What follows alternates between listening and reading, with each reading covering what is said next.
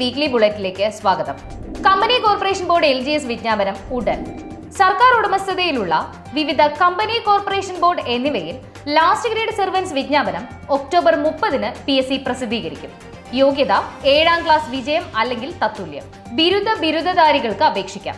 അപേക്ഷ സ്വീകരിക്കുന്ന അവസാന തീയതി ഡിസംബർ 3. അസിസ്റ്റന്റ് പ്രസിഡന്റ് ഓഫീസർ ഉൾപ്പെടെ 20 തസ്തികയിൽ PSC വിജ്ഞാപനം ഉടൻ. ഗസറ്റ് തീയതി 30/10/2025. അപേക്ഷ സ്വീകരിക്കുന്ന അവസാന തീയതി ഡിസംബർ 3.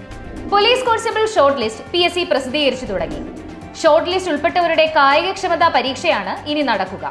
സർട്ടിഫിക്കറ്റ് പരിശോധന കൂടി പൂർത്തിയാക്കി റാങ്ക് ലിസ്റ്റ് പ്രസിദ്ധീകരിക്കും. 2026-ലെ പരീക്ഷാ കലണ്ടർ PSC പ്രസിദ്ധീകരിച്ചു. 37 കാറ്റഗറിയിലെ 23 പരീക്ഷയാണ് ജനുവരിയിൽ നടക്കുക. നവംബർ 11 വരെ കൺഫർമേഷൻ നൽകാം. തിരുവനന്തപുരം ജില്ലയിലെ ലാസ്റ്റ് ഗ്രേഡ് സർവൻസ് റാങ്ക് ലിസ്റ്റിൽ നിന്നും 17 പേർക്ക് കൂടി ഉടൻ നിയമനം ലഭിക്കും. 8 പുതിയ ഒഴിവിലും 9 NJD ഒഴിവിലുമായിരിക്കും നിയമനം. ഇതോടെ ആകെ നിയമന ശുപാർശ 41-ലെത്തും.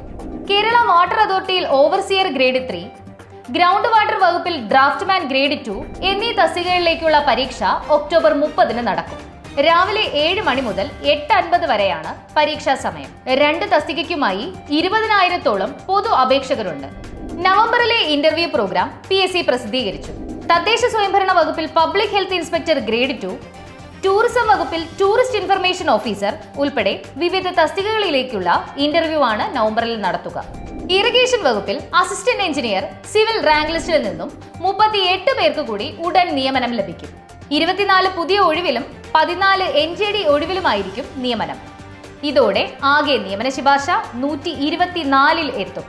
2024 ഫെബ്രുവരി 6-ന് നിലവിൽ വന്ന അസിസ്റ്റന്റ് പ്രസിഡന്റ് ഓഫീസർ തസ്തികയുടെ റാങ്ക് ലിസ്റ്റിൽ നിന്നും ഇതുവരെ 585 പേർക്ക് നിയമന ശുപാർശ ലഭിച്ചു.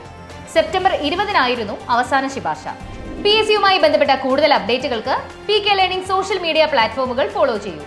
Let's craft your future with PK learning.